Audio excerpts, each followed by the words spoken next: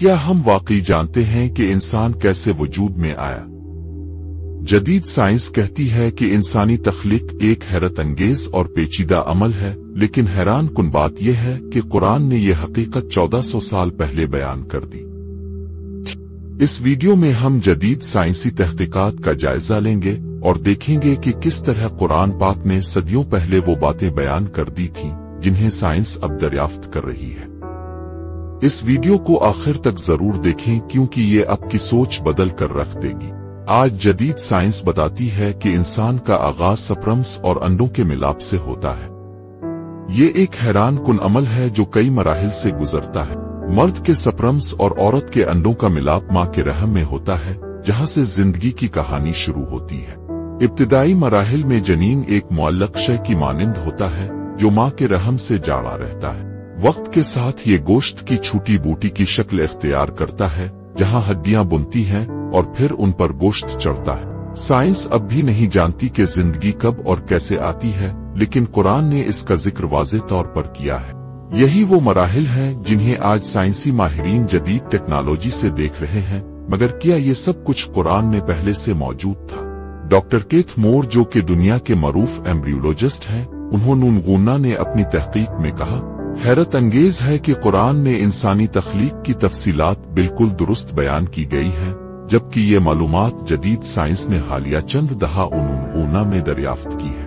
1981 میں doctor Keith مور نے سعودی عرب کے کنگ عبدالعزیز یونیورسٹی میں ایک کانفرنس کے دوران یہ تسلیم کیا کہ قرآن میں ایمبریولوجی سے متعلق دی گئی معلومات سائنس سے مکمل طور پر مطابقت رکھتی ہے۔ 1900 کی دہائی میں الٹراساؤنڈ کے ذریعے جب حمل کے ابتدائی مراحل کو دیکھا گیا تو یہ حیران کن طور پر انہی تفصیلات سے مماثل تھے جو قرآن نے دیے تھے۔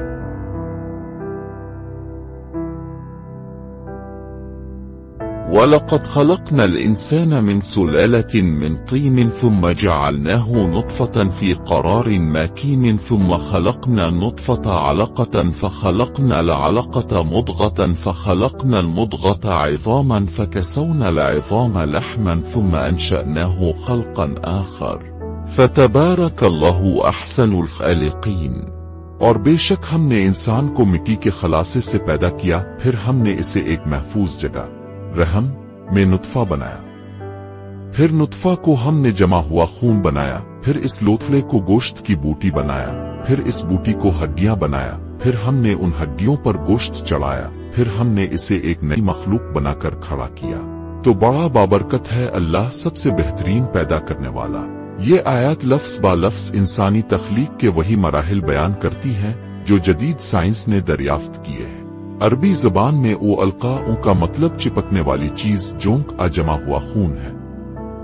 جدید سائنس نے دریافت کیا کہ ابتدائی ایمبریو جونک کی طرح ماں کے رحم سے چمٹا ہوتا ہے اور پھر وہی مراحل طے کرتا ہے جو قرآن میں بیان کیے گئے ہیں۔ 1400 سال پہلے جب کسی کے پاس جدید آلات موجود نہیں تھے، یہ کیسے ممکن کہ تب یہ معلومات قرآن میں موجود تھی؟ اس کا جواب صرف ایک ہی ہے کہ قرآن حقیقتاً اللہ کا کلام ہے۔ 2002 میں برٹش میڈیکل جرنل میں شائع ہونے والی تحقیق کے مطابق انسانی جنین کے ابتدائی مراحل وہی ہیں جو قرآن بیان کرتا ہے۔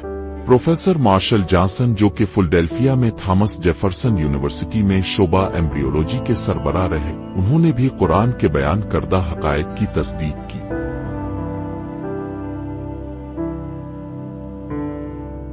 اگر قرآن کی صرف چند آیات اتنا بڑا سائنسی معجزہ بیان کر سکتی ہیں، تو سوچیں کہ اس کتاب میں اور کتنے راز موجود ہوں گے۔ ان رازوں کو جاننے کے لیے چینل کو سبسکرائب کر کے بیل آئیکن پہ کلک کر دیں تاکہ آپ ایمان افروز حقائق دریافت کر سکیں۔